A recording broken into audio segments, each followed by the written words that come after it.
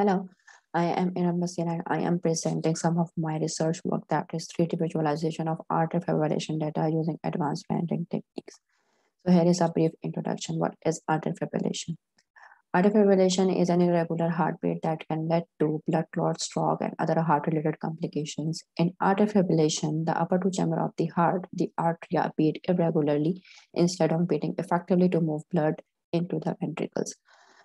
Studies have indicated that 25% of embolic strokes are due to arterial fibrillation, and 99% of stroke-related thrombus are formed in the left atrial appendage. Left atrial appendage is a small ear-shaped sac in the muscle wall of the left atrium. Anticoagulants can be given to the arterial fibrillation patients to prevent the blood clot formation, but it has some side effects that it is a lifetime procedure and some patients might have contraindications. Left atrial appendage occluder is often implanted as an alternative solution to prevent the blood flow entering into the left atrial appendage. The occluder devices are available in different sizes and designs. Patient-specific device is highly dependent on the clinician experience and on the left atrial appendage anatomy.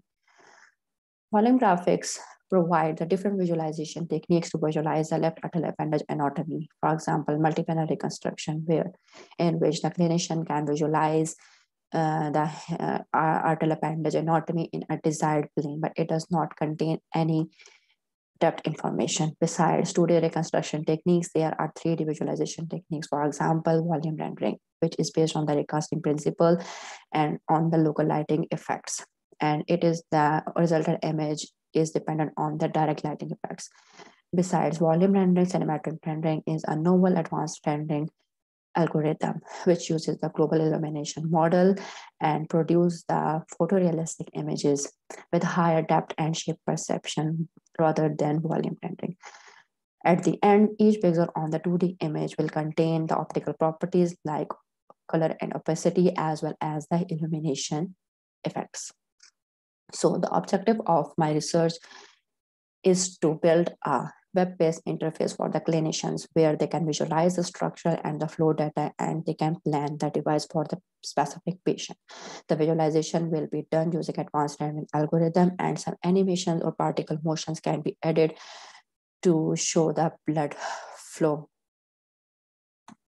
Here is a brief demo of my work.